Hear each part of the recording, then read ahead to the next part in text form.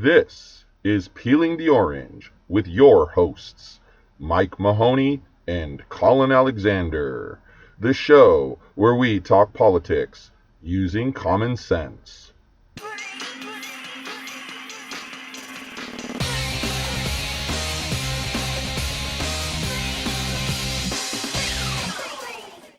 Hey everyone, and welcome to the very first episode of Peeling the Orange, where we talk about politics as it affects Orange County, California. I'm Mike Mahoney. I'm Collin Alexander. And hey buddy, I've been following your Facebook discussions / arguments, and they're quite entertaining. Tell us about it. Oh, it's not even discussions or argument. It's just me ranting about the stupidity that you come across every freaking day. So what is it about people today, man? They don't seem like they know what they're talking about. They don't. I mean, I get it. Everyone has opinions, but people, they seem to think that somehow the definition of opinion is whatever they want it to be.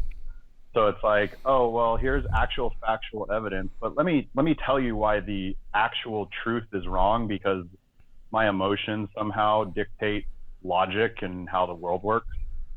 I mean, it's insanity, plain and simple. Yeah, it's a big part of why our political system is so screwed up, because all these idiots are the ones that are voting. Yep. No, and it's sad, because every day you're just like, no wonder you see all the old people portrayed in movies and TV as being these angry, grumpy, hate the youth. I mean, I'm not even in my 30s yet, and I want to put my head through a wall every time I see some of these people talk, and I'm like, you guys vote. Like, you're part of the reason why we're in the situation we're in, is because you think, my genitals define who I should vote for. My emotional well-being is more important than my future, or my right to pee in the corner somewhere, supersedes the safety of the general public. I mean, yeah, I can go on for days. and it's not just locally, of course. It's all over the country and even the world. It seems like logic has escaped people these days. They don't understand how to put a thought together so that it actually makes sense and that they can back up what they have to say. It's really incredible to me sometimes, the things that I see and read. It blows my mind.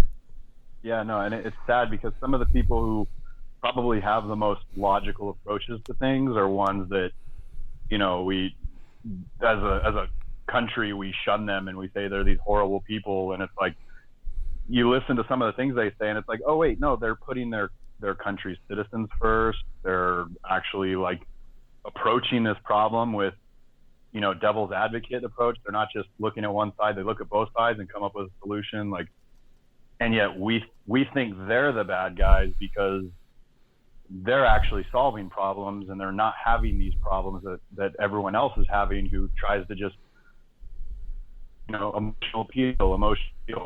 Emotions are only going to go so far. And, I hate to see where we're at in 20 years if this thing keeps going. It's like watching Idiocracy in real life.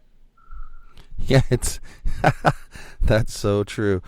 I can't even believe. I mean, now there's like this, I don't want to make fun of it or anything, but it's kind of showing the same thing. It's this whole Me Too hashtag that's going around.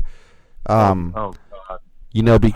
Because of my campaign for supervisor, I'm active in several different community groups, and the Huntington Beach Voice, they have a rather reasonable group of people in there, but what gets me, and I saw some comments from you on one of your posts recently, they want, they say me too, and then someone else will say, well, that's never happened to me, and they say that's impossible, it couldn't possibly have never happened to you. Or I spoke up and said, well, what about men who have been sexually harassed? And this is about women. This isn't about men. Well, I don't know how you're going to sustain a movement when it's only about women. Yeah, no, I have a good friend of mine. He actually created a group, that reaches out to people. I don't want to shamelessly plug it here, but it's a Facebook group called Scream for the Silent, and it's basically he uses music to reach out for people who don't have voices, who are victims of sexual abuse, because he himself suffered horribly.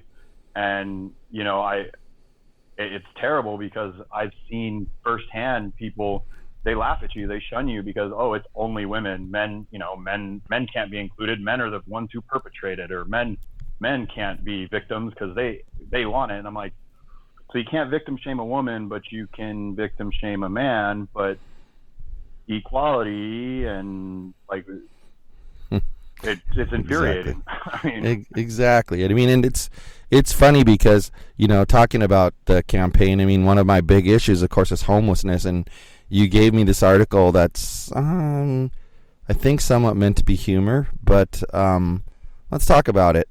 I'll read through the article so that everybody knows what the heck we're talking about, and then we can kind of go through the points that he makes in here because it's quite interesting. It's an op-ed in Los Angeles Times. It's dated July 21st, 2017. The title is "The Upside of Visible Homelessness in Orange County. We Can't Pretend We're Better Than Everyone Else." So it starts off, "Whenever I see homeless people somewhere in Orange County where I've never noticed them before, say inside a tent at the Tustin Civic Center, begging for money off the 5 freeway in Mission Viejo, or washing themselves in a bathroom sink at the Westminster Mall, I applaud. Don't get me wrong, their plight is a tragedy. Southern California's housing shortage, the ravages of the opioid epidemic, and personal demons have left too many people battered, beat, reviled, and without a permanent safe place to stay the night. In truth, Orange County's homeless population is relatively modest, 4,792 per this year's census by point in time, an organization that conducts such surveys biannually. Los Angeles County's number, by comparison, is 57,794 per the Los Angeles Homeless Services Authority. Yet you'd think, by reading comments on local Facebook pages or local newspapers, that an army of bums has descended upon Orange County to intentionally sully our fair land. OCers complain about declining property values. They whine that nonprofits that feed and bathe homeless people just enable them. Rant that politicians and police should forcefully drive them away from us. To that angst, I say, good. We deserve to be bothered. Hence my applause. Orange County has long needed a reckoning with the real world, and this issue is making it happen. Every homeless person who inconveniences a real housewife or NIMBYer is a living, breathing reminder that our superiority complex has nowhere to pitch its tent anymore. For far too long, we've self-mythologized ourselves as a place where good people could live out their 3-bedroom, 2-bath, swimming pool suburban American dream if only they tried hard enough, while bad people and their problems went to Los Angeles or the Inland Empire. That juvenile narrative created a bubble in which we felt urban blight would never afflict us, because we're Orange County, damn it. Elected officials resisted affordable and high-density housing for decades, and they still do, while actively ignoring activists who, Cassandra-like, warned that homelessness was not only not going away, it was getting worse. Fact is, it's part of Orange County's DNA. It's one of our original sins. In 1906, when Santa Ana officials ordered the city's Chinatown burned to the ground after rumors of leprosy, the enclave's immigrant residents were pushed to the Santa Ana River, ironic, where they had no choice but to set up makeshift camps. In a twist of cosmic justice, police agencies across the county frequently pick up homeless people in their jurisdictions and dump them within the Santa Ana city limits. But because the homeless aren't a convenient part of the Orange County narrative, they were ignored and dismissed as a non-issue. Perceptions only started to change after 2 major incidents that drew nationwide attention to our homeless community: the 2011 beating death of Kelly Thomas by Fullerton police, and the 2012 slayings of 4 homeless men by a serial killer around Yorba Linda and Anaheim Hills. Still, any plans to address the growing population were vigorously opposed. Angry residents shooed proposed homeless shelters out of their town. In 2013, the Orange County Board of Supervisors offered Santa Ana $4 million for a former bus depot near the Santa Ana Civic Center, along the epicenter of OC's homeless population, so they could turn it into a shelter. council members refused because it didn't fit with their plans for a gentrified downtown. 2 years later, the city finally sold it for $3.3 million. 2 years completely wasted. And now, a giant homeless encampment has taken over the Plaza of the Flags just outside Santa Ana City Hall. Now, homeless people are a regular presence in once unimaginable areas. Beaches in Dana Point, around San Clemente, even in Irvine. Now, belatedly, Orange County officials are doing something to address the situation. The supervisors have opened a permanent year-round shelter in Anaheim and are looking to start others. The board, however, hasn't even addressed a proposed $55 million plan by the ACLU's Orange County chapter to permanently eradicate homelessness in OC, because it is still sore that the ACLU sued it earlier this year for driving the homeless away from the Santa Ana River. And Huntington Beach recently asked Beach City's Interfaith Services, which has helped homeless people in the city for 30 years, to vacate its city-owned premises near Central Park because it was attracting too many clients. In the second time in 4 years that the city has forced out the nonprofit. Kicking the homeless over to another city or another part of town isn't going to work anymore, nor is plugging our ears and nose, covering our eyes. Orange County needs to accept that we're part of Southern California and not a paradise inoculated against reality. We need to realize that our unsustainable single-family home lifestyle exacerbates homelessness and work to rectify this. Until then, I welcome the homeless to set up in places where they've never been before. At the gates of Coto de Caza, next to the faux Roman arches of Newport Coast, on the trails of our canyons. Make our lives uncomfortable with your mere presence. Force us to grow up. Shame us into action. And it's from Gustavo Arellano, the editor of OC Weekly, and that guy actually is in a little bit of hot water right now, I've heard too. So what do you think about that article? He does exactly what he complains everyone else does. He complains about a problem and then offers absolutely zero solution. And the funny thing is, he takes that I'm morally superior kind of standpoint without actually saying it. I mean, the nice thing is it's an opinion piece. So you can't say it's inherently wrong because it is a genuine opinion. It's not like most opinions you run into where it's exact. It's just,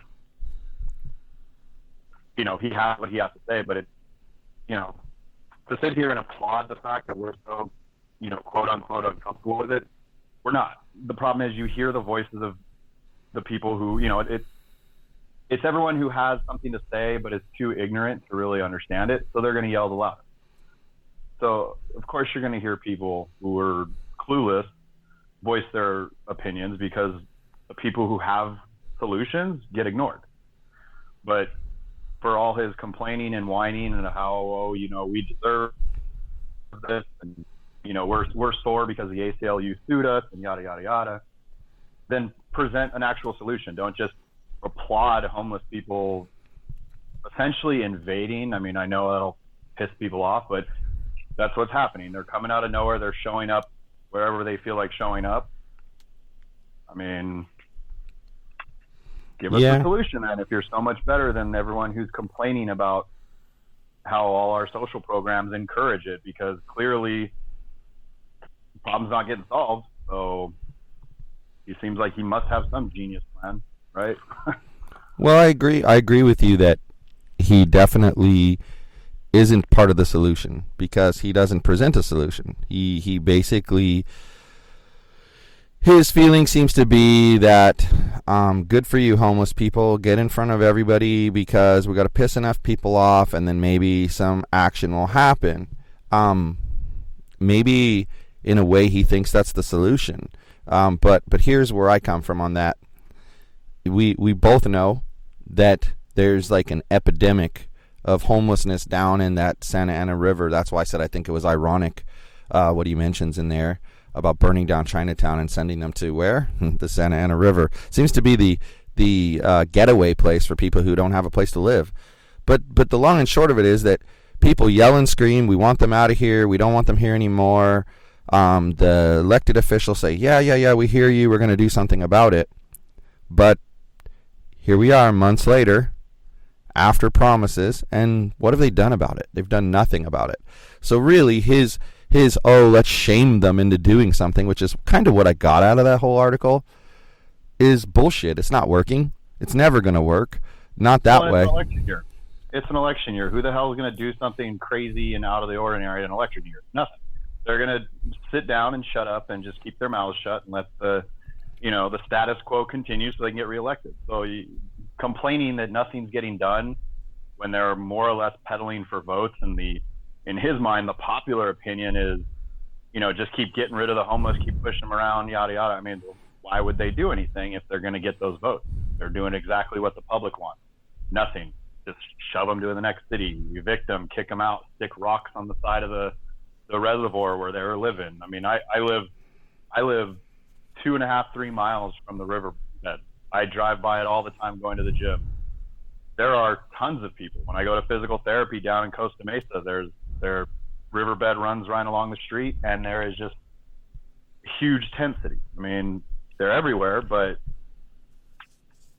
you can't really expect the problem to get solved if you're not going to present a problem, or not going to present a solution, or you're going to demand a solution when people are just trying to keep their seats in office. Well, right, and that's an opinion that I've presented in a few meetings. It's an opinion I've presented online, and it's not a popular opinion, but it's the truth. Yeah, you're absolutely right. There's 5 Orange County supervisors, and there's 3 seats up for grabs in 2018. You're talking about what month are we in? We're in October, so you got 8 months until there's an initial election, which hopefully, in each one of those districts, somebody gets 51% and we're done. But that's not likely going to happen. It's going to be a 2-way runoff in each one of those districts. And so this is going to run all the way until November of 2018. And then those people don't take office until January 2019. Nothing's going to happen about this until after January 2019. There's no way that anything is going to happen about this. They're too scared to not get reelected. But at the same time, I feel like it's their Achilles heel. I mean, if you want to run against one of these supervisors who's an incumbent, just ask the question, how can you trust them if they've done nothing about a problem that you continually come to them about? And that's really what he's kind of saying in this article, but in a really crummy way, is they've done nothing and they're not going to do anything. But you're right. I would have loved to see his solution. In fact, that's kind of what I kept thinking throughout the whole article was, well, what would you do? What would you do? How would you fix this problem? I mean, that's a good question for you. Like, what do you think if you were on the board of supervisors, what would you do to fix the problem? Well, we all heard of Soylent Green, right? I mean, right. There you go. When you just cheap food for kids' lunches, get rid of the homeless population and feed school kids. But no, I mean, here's the thing. Okay, I've read the statistics. I think you've even given me statistics on, the actual percentage of these drug abusing, evil, terrible people that supposedly make up the entire homeless population is not as large as people make it seem. I mean, it's one of those cases of don't blame the actions of a few. Don't blame everyone for the actions of a few, but let's take all the homeless people and say they're all criminals and thieves and drug addicts when there's a lot who are down on their luck. And, it's a matter of getting them the help. I know personally, I would hate to be living on the street. I would hate to be living in a tent on the reservoirs. And if I had the opportunity to get on my feet, I would take it. I would work my butt off. And I'm sure there's a very large population who would love to be able to, have an apartment and have a roof over their head that doesn't collapse when it rains too much. They don't have to worry about someone breaking into their tent and stabbing them to death. I mean, instead of just assuming they're all bad and assuming they want nothing to do with anything and they're more than content living there, I mean, why not actually help those that want help and those that don't? I think there was a community that you were talking about. They're opening like basically giant campgrounds where they can live, they pay rent, they live, they have access to health care and stuff like that. And it's, yeah, exactly. Put them there. But to put them somewhere where they can be. Because if you want them out of sight and out of mind, then find somewhere they can be out of sight, out of mind. Don't just expect to keep pushing them around like, you're just trying to sweep the dust in the other corner of the room so your mom thinks the room's clean. No, actually put it somewhere where you don't have to keep dealing with it. Put it somewhere where you don't have to complain about it. And yeah, I can get it. People are upset that property values go down because nobody wants to live in a city where there's just homeless people right outside your house. Parents are going to feel uncomfortable, and especially if they have kids. I worry about my kids' safety. That's understandable. So I can understand people getting mad at that. But at the same time, it's not like, California is just expensive, so therefore that's why everyone's homeless, and that's why there's a multitude of reasons. Figure them out and address them one by one. Right, and incidentally, that statistic has been updated recently from the point in time count as to how many of these people have a severe dependency issue, and that's either alcohol or some kind of chemical dependency, drugs, is 8%. That's right. Out of 100, there's 8. So all these people out there screaming and yelling about how they're all drug addicts, et cetera, et cetera, et cetera. It's because that's what stands out to you. You walk along that riverbed, and what are you going to be mortified by? Needles on the ground. Of course, that's what you're going to be mortified by, because that's not what you see in your regular life. You're not used to seeing hypodermic needles laying around on the ground just out in the middle of nowhere. And yeah, you're going to worry about your kids.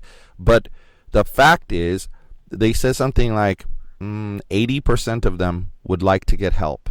So if you take that 8% out, and let's just say, I'm sure some of them are included in that 80%, but let's say they're not. You've only got 20% that are somewhat of a problem. And you mentioned the camping thing. It's actually called alfresco gardens. And interestingly, you heard about the hepatitis outbreak in San Diego, right? Yeah. So they actually just opened their first official homeless campground that's very similar to alfresco gardens, where essentially, it's a walled-in area. They put campsites in there. I'm not sure how the San Diego one works, but the alfresco gardens one, I'm on their board of directors, and the idea is to charge people $150 per space. People say, how can they afford that? Well, these people have jobs. They do. They go out and they work. They have public assistance that's giving them money. They're not completely without money. Think about it. If rent for a one-bedroom apartment is $1,500 a month, if you don't have $1,500 a month to spend, and you don't have family and friends that are going to take you in, chances are you're going to become homeless. It's just what happens. And so you think you'd rather be in a tent, yeah, I get it. They don't want to. I don't know if you've been to a homeless shelter. I've been to a few, and they're not the greatest places in the world. But the reason they don't want to go there really has absolutely nothing to do with the rules. This is what you keep hearing, they don't want to follow the rules.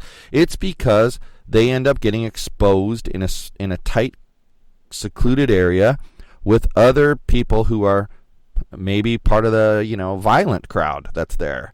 And they steal their stuff from them. And I can only imagine when you only have like 20 pounds worth of belongings and someone steals some of it, that's devastating. You're losing half your life. So, they're going to pay $150 a month. They're going to get all sorts of services. They're going to have storage. They're going to have a place to charge their phones, check their emails, and perhaps be able to get back on their feet. It's a temporary solution, but it's a long-term temporary solution.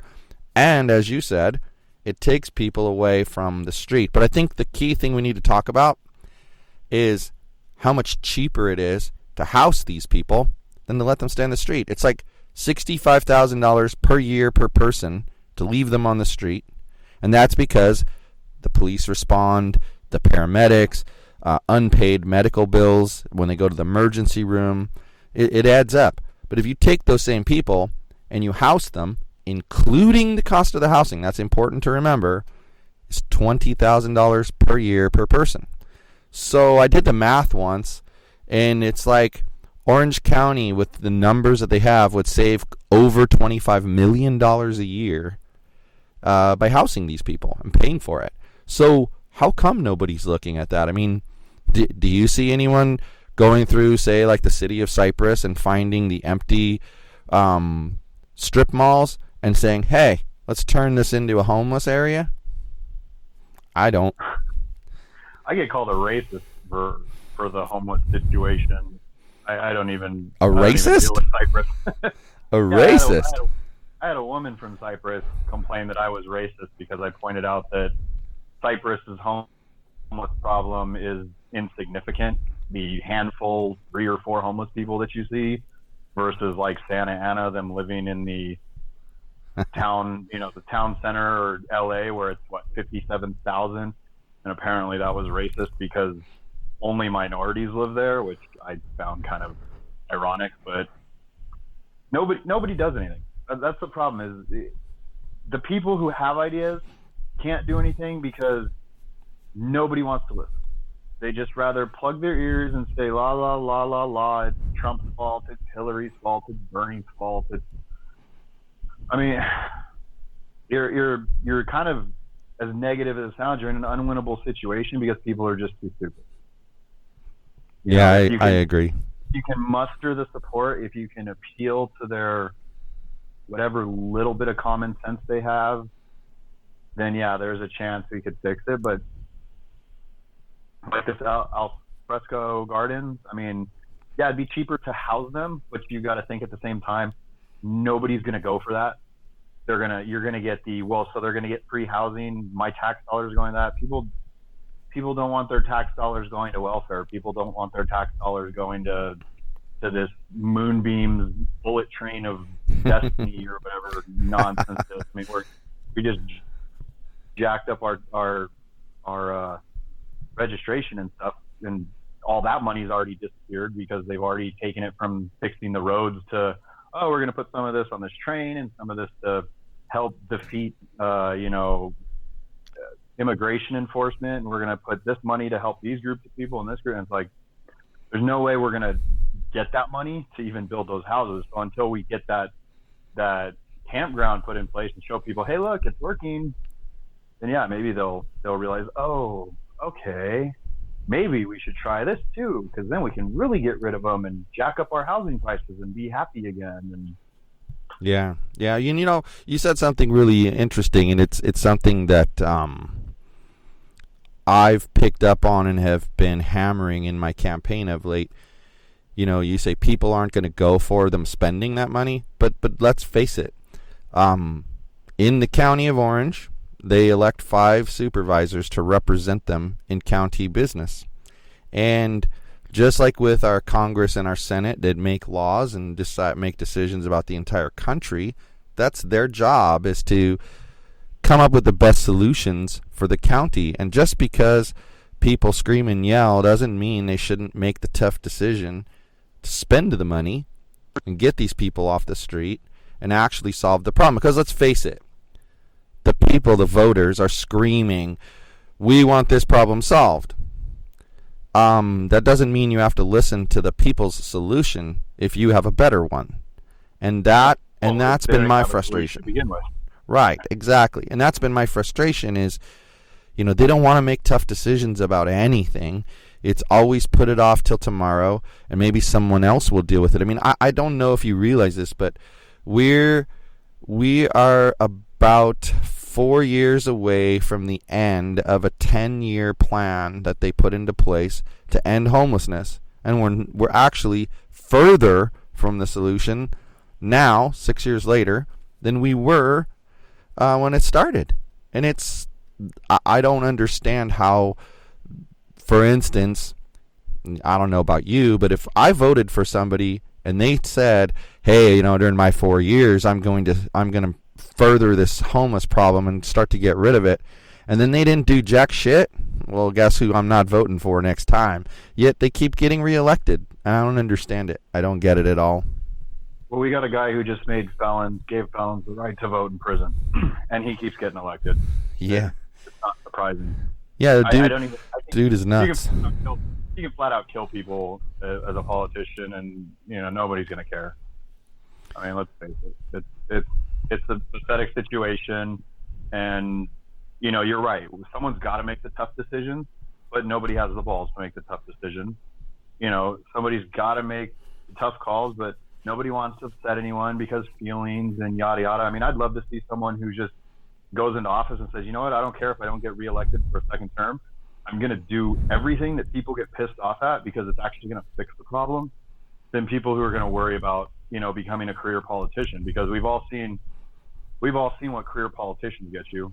It gets California billions in dollars in debt. You get, you know, spreading HIV is no longer a felony. You can vote if you're a felon in prison. You can get off for, you know, nonviolent crimes now include things like rape and near killing people, drunk driving. So, I mean, that's what career politicians have got in California. Look at our homeless situation. There we go. Perfect. Same thing. Nobody wants to make the calls. If we're towards the end of a program and nothing's been solved, we're farther away. Well, it's those people that keep getting elected, but then we wonder, why isn't the problem getting solved? It's insanity. Doing the same thing, expecting a different result. Exactly. And, you know, I can't ignore the awesome segue you just gave me. So I'm going to grab it, and then we can kind of wrap this thing up for today. That's exactly why I'm running for supervisor, is that I want to be the person that says, you know what, I'm listening to you, but you don't have a solution, and I do. I mean, my solution is, step one, get them off the street into some form of temporary housing. Pay for it. Just do whatever it takes. Second step, while they're in that temporary housing, help them to get on their feet to go get permanent housing, and then perhaps subsidize some of their rent for a period of time and have it be a scale that slowly goes down. You know, maybe you're giving them $500 a month to start out with, but over a period of time that goes down to $400 and $300 until it's zero. But you do that to get them on their feet, because I believe that you get people into housing, it improves their self-esteem and their self-worth. And so that's why I'm running. And so anyone listening to this, you know, head on over to electmahoney, MAHONY.com. Get on my mailing list. Donate some money, because God knows I need it in order to win this election.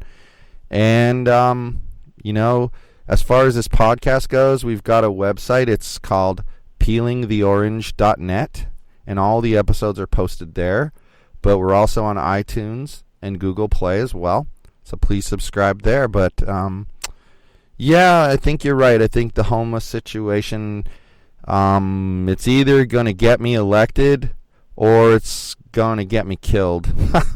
Because after the election, if I don't win, well, then I'm going to be the big loudmouth at these meetings about, when the hell are you guys going to do some shit about this and, you know, get it taken care of. Because it needs to be taken care of once and for all. These are human beings that are living, you know, wherever they can find a place to sleep, and it's ridiculous that people look the other way and treat them like they're animals, because they're not. They're human beings, and you know, it could be your brother, sister, mother, father, who knows who, you know, and could be you. I mean, a lot of us are just one paycheck away from being out on the street. But see, Mike, I have privilege because I'm white, so I don't have to be homeless. I think that's how it works, right? Yeah, that's what they say, but I've never really experienced it.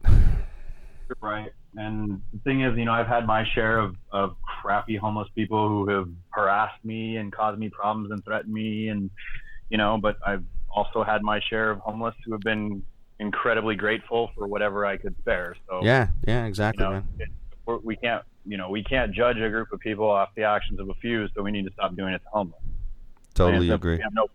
We can funnel millions into welfare for people who shouldn't even be here, but you can't help out people who want the help, who want to work, who want to be contributing citizens. Because I lived on medical disability for a year. Yeah, it was money that I had earned and worked my butt off to put away.